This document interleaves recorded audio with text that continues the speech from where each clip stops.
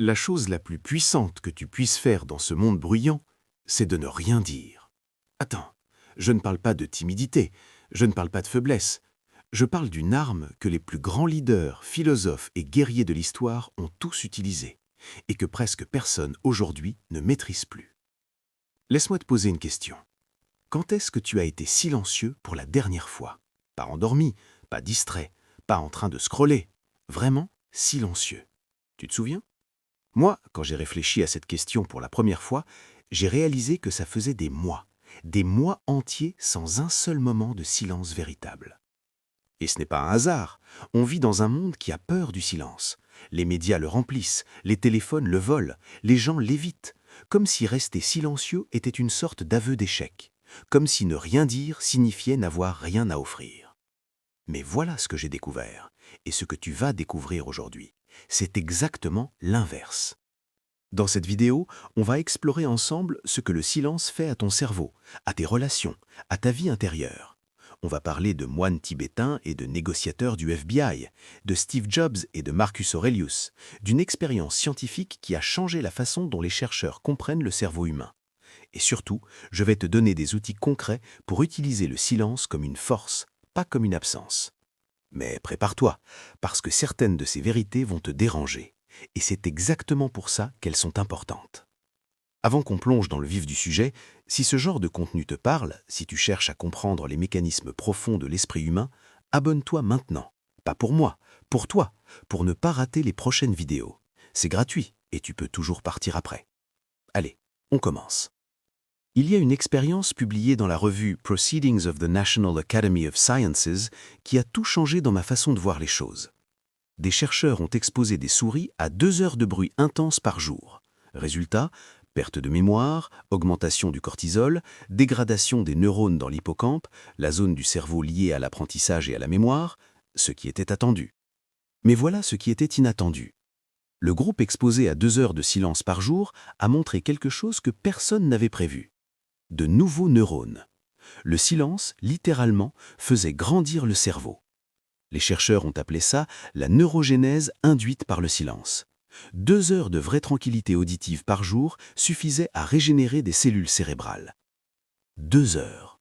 Combien en as-tu eu aujourd'hui? Alors comprends quelque chose d'essentiel. Le bruit n'est pas un accident de notre époque, c'est un modèle économique. Les plateformes numériques survivent grâce à ton attention. Chaque notification, chaque son, chaque vidéo en lecture automatique, tout est conçu pour t'empêcher de t'arrêter. Parce qu'un esprit silencieux est un esprit qui pense, et un esprit qui pense est un esprit qui choisit. Et une personne qui choisit est beaucoup plus difficile à manipuler. Tu commences à voir le problème? Et les conséquences sont mesurables. Une étude de l'Université Columbia a montré que les personnes exposées à un environnement sonore constant prennent des décisions plus impulsives, plus court-termistes et moins alignées avec leurs valeurs profondes. En clair, le bruit te fait devenir quelqu'un que tu n'es pas vraiment. Maintenant, imagine une journée entière sans silence. Tu te réveilles avec une alarme, tu mets de la musique, tu écoutes un podcast en conduisant, tu es en open space toute la journée, tu regardes des vidéos le soir, tu t'endors avec la télévision. Ton cerveau n'a eu aucun moment pour se réinitialiser. Et le lendemain, tu recommences. Et après-demain. Et un jour, tu réalises que tu ne sais plus ce que tu penses vraiment. Tu ne sais plus ce que tu veux vraiment. Tu réagis. Tu ne choisis plus. Le silence n'est pas une pause dans ta vie. C'est là où ta vie existe vraiment. Ce qui est fascinant, c'est qu'il existe des personnes qui ont compris ça des siècles avant la neuroscience. Et elles ont utilisé le silence d'une façon que tu n'imagines probablement pas. On va en parler maintenant. Nous sommes en 161 après Jésus-Christ. L'homme le plus puissant du monde connu s'assoit seul dans sa tente militaire dans les steppes froides du Danube. Il vient de gagner une bataille sanglante. Ses généraux fêtent. Lui, il écrit. Son nom, Marc Aurèle, empereur de Rome. Son journal intime, connu aujourd'hui sous le titre « Les Pensées », est l'une des œuvres philosophiques les plus influentes de l'histoire humaine. Mais voilà ce qui est remarquable. Ces écrits n'étaient pas destinés à être publiés, ils n'étaient pas faits pour impressionner. Marc Aurèle écrivait pour lui seul, pour entendre sa propre voix dans le silence. Et dans ce silence, il a développé une clarté de pensée si puissante qu'elle guide encore des millions de personnes aujourd'hui, 2000 ans plus tard. Il écrivait « Retire-toi en toi-même autant que tu le peux, pas pour fuir, pour revenir à l'essentiel. Et Marc Aurèle n'était pas seul dans cette compréhension. Pythagore, oui, celui du théorème, avait une règle pour rejoindre son école philosophique. 5 ans de silence total. 5 années entières où les nouveaux élèves ne pouvaient pas parler. Ils pouvaient écouter, observer, penser, mais pas parler. Parce que Pythagore croyait que la parole non maîtrisée était le signe d'un esprit non maîtrisé, et qu'on ne pouvait recevoir de vraies connaissances que dans un esprit qui avait appris à se taire. Imagine ça aujourd'hui. 5 ans sans réseaux sociaux, sans opinion donnée en temps réel, sans réaction automatique. Tu penses que tu résisterais ? La plupart d'entre nous n'y tiendraient pas 5 heures. Dans la culture japonaise, il existe un concept que tu dois connaître. Il s'appelle le ma, que l'on traduit approximativement par espace vide ou pause. Pour les Japonais, le silence entre les mots n'est pas une absence, c'est une présence à part entière. Dans la musique, dans l'architecture, dans la conversation, le ma porte autant de sens que les notes jouées. Les samouraïs étaient formés à lire le ma d'un adversaire. Son silence disait tout. Sa peur, sa confiance, son intention. Celui qui maîtrisait le silence contrôlait le combat avant même qu'il commence. Ce n'est pas de la poésie, c'est de la stratégie pure. Passons maintenant à une époque plus récente. Steve Jobs pratiquait le zen. Chaque année, il partait plusieurs jours en retraite silencieuse. Pas de téléphone, pas de réunion, pas d'email. Juste lui, la nature et le silence. Ses proches témoignent que c'est dans ces moments-là qu'il prenait ses décisions les plus importantes. Pas dans les salles de conseil, dans le silence. Et quand il revenait, il avait une clarté que ses collaborateurs décrivaient comme terrifiante. Il voyait l'essentiel, il coupait le superflu. Tu vois le fil rouge ? Marc Aurèle, Pythagore, les samouraïs, Steve Jobs. Ces gens n'avaient rien en commun, sauf ça. Mais l'histoire que je veux vraiment te raconter maintenant, celle qui va peut-être tout changer pour toi, c'est l'histoire d'une négociation, une vie en jeu, et un homme qui a sauvé cette vie en ne disant rien. Si tu regardes encore, c'est que tu sens que quelque chose ici est réel. Continue. La meilleure partie arrive. Nous sommes à New York, 1992. Un homme armé est retranché dans un appartement du Bronx. Il menace de tuer sa compagne. La police est en bas, les négociateurs sont en ligne. Et là, quelque chose d'inhabituel se passe. Au lieu de parler, de promettre, de menacer, de négocier, le négociateur du FBI s'arrête. Et il se tait. 30 secondes, 1 minute, 2 minutes de silence au téléphone. L'homme dans l'appartement, déstabilisé, finit par dire « Tu m'écoutes vraiment ?» Et c'est là que tout a basculé.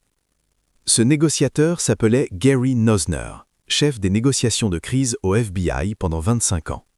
Dans son livre, il formule une idée que j'ai lue plusieurs fois. Le silence est la forme d'écoute la plus puissante qui existe. Pas parce qu'il est vide, mais parce qu'il dit « Je suis là, je t'entends. Continue. » Ce jour-là, personne n'est mort, et tout s'est joué dans 2 minutes de silence. Ce phénomène, tu le connais peut-être dans ta propre vie. Il y a des gens qui parlent tout le temps, qui remplissent chaque vide, chaque hésitation, et tu t'ennuies avec eux. Et il y a des gens qui parlent peu, qui prennent leur temps avant de répondre, qui laissent le silence exister sans gêne, et tu les trouves fascinants. Ce n'est pas un hasard. Des études en psychologie sociale montrent que les personnes perçues comme les plus charismatiques sont celles qui font les pauses les plus longues avant de répondre. Pas parce qu'elles réfléchissent davantage, mais parce qu'elles n'ont pas besoin d'être validées en permanence.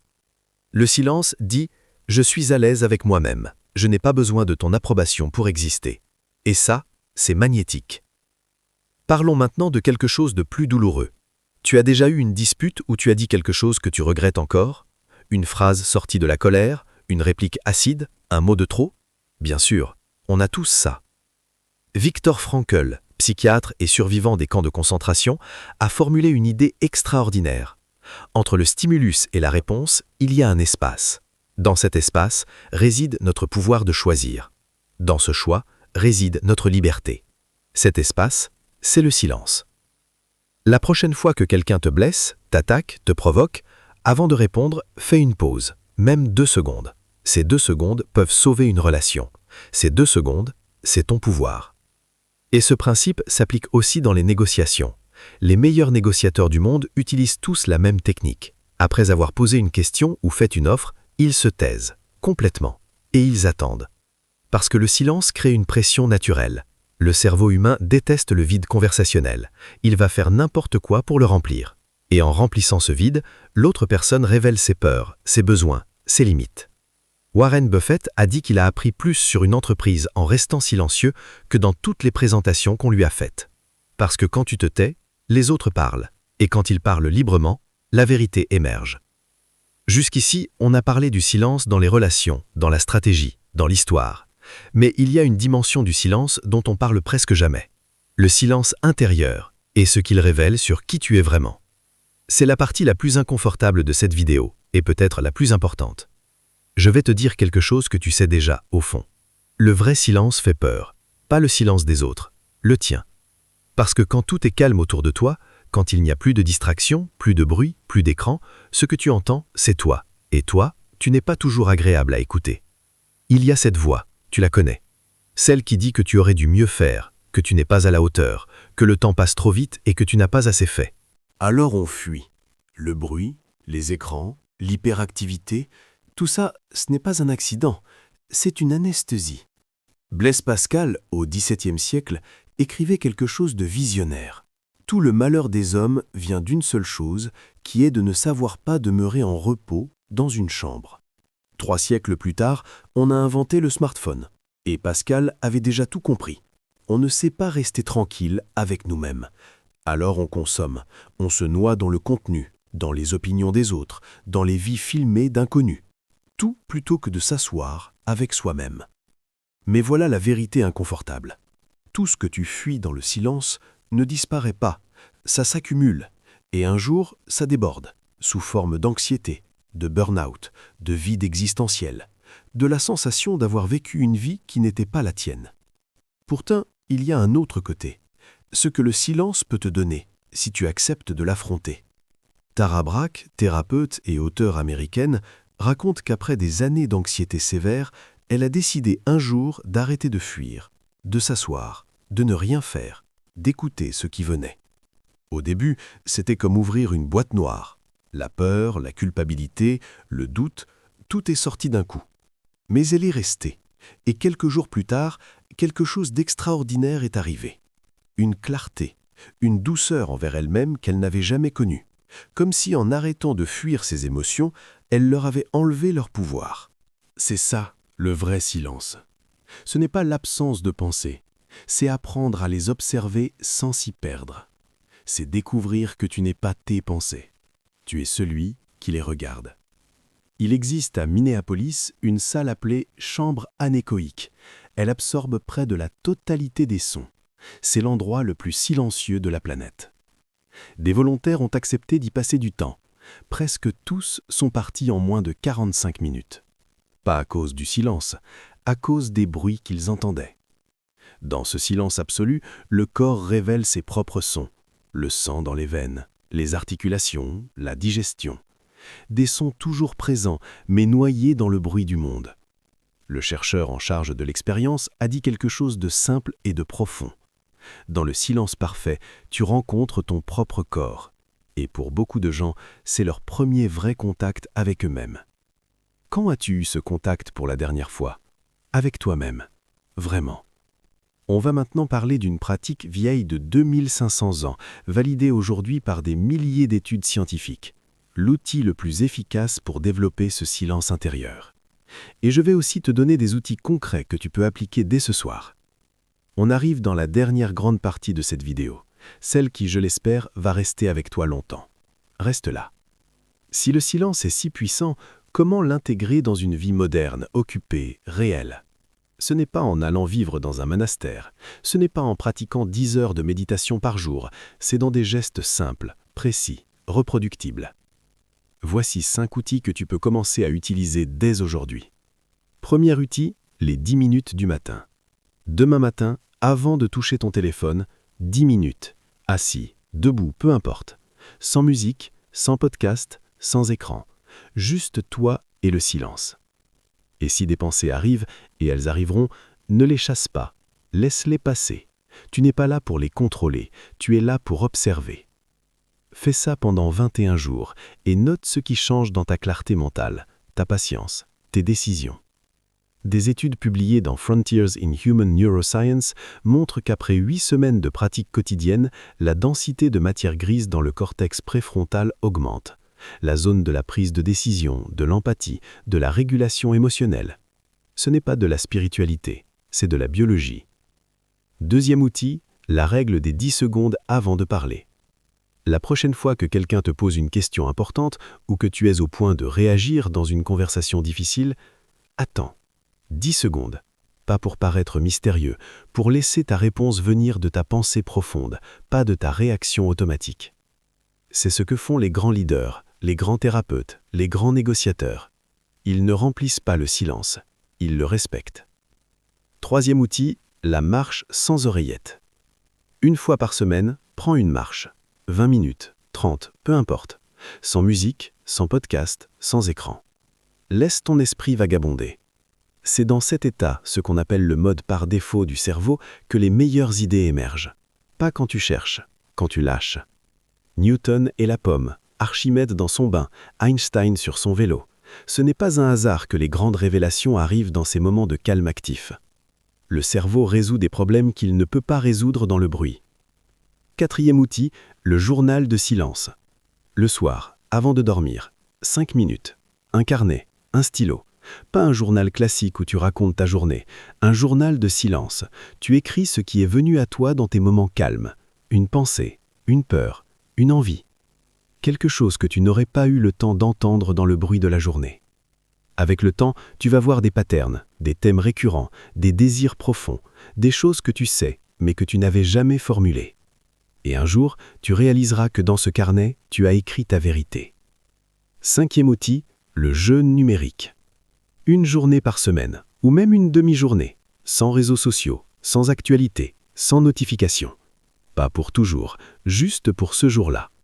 Et observe ce qui se passe. L'inconfort au début, l'envie de vérifier, de scroller, de se connecter. Puis, progressivement, quelque chose d'autre. Un espace, une légèreté, la sensation d'être présent dans ta propre vie. Voilà ce que je veux vraiment te dire. Ce que j'espère que tu vas emporter avec toi au-delà de cette vidéo. On t'a appris à être productif, on t'a appris à être efficace, on t'a appris à remplir chaque minute. On t'a appris que le silence était une perte de temps. On t'a menti. Le silence n'est pas une absence, c'est un retour à toi, à ce que tu penses vraiment, à ce que tu ressens vraiment, à ce que tu veux vraiment. Dans un monde qui crie de plus en plus fort, la capacité à se taire, à l'intérieur comme à l'extérieur, est peut-être la compétence la plus rare et la plus précieuse qui soit. Ce n'est pas une faiblesse de se taire, c'est de la puissance. Ce n'est pas une absence de réponse, c'est du discernement. Ce n'est pas de l'indifférence, c'est de la présence. Les silences les plus forts que j'ai connus dans ma vie ne m'ont pas laissé vide, ils m'ont laissé plein. Plein de moi-même, plein de clarté, plein de quelque chose qu'on appelle simplement la paix. Et si tu n'as pas connu ça depuis longtemps, alors peut-être que c'est l'invitation que cette vidéo t'adresse. Pas demain, ce soir. Pose le téléphone, éteins la télévision. Assieds-toi quelque part où tu ne seras pas dérangé. Et écoute. Écoute le silence. Et laisse le silence te parler.